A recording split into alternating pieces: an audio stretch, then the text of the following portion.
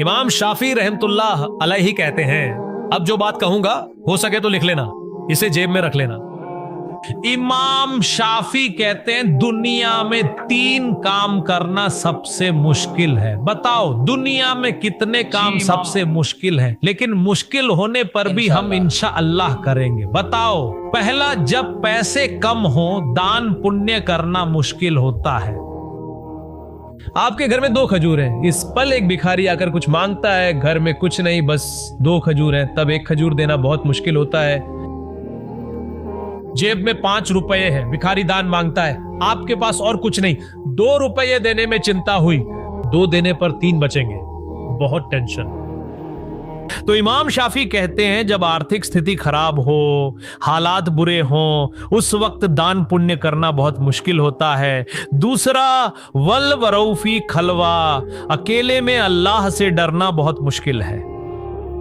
अकेले में अल्लाह से डरना कठिन है। यहां हम जो हैं सामने देखिए कोई गुनाह नहीं कर रहा, क्योंकि हम सब ऐसे माहौल में हैं जो गुनाह का नहीं है।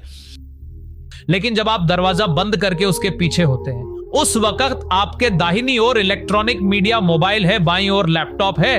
उसी पल इब्लिस आपसे कहता है एक नाटक फिल्म देखो, कोई नहीं देखेगा, आपके अब्बा अम्मी नहीं देखेंगे, कोई नहीं देखेगा। उसी पल आपने सोचा मेरा अल्लाह मुझे देख रहा है।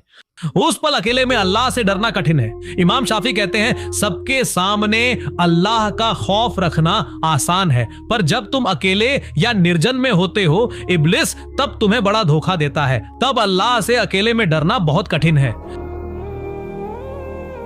हम करेंगे इंशाअल्लाह। जब हम अकेले होते हैं तब हम गुनाह नहीं करेंगे। तो पहला, अगर आर्थिक स्थिति खराब हो उस वक्त दान पुण्य करना मुश्किल है।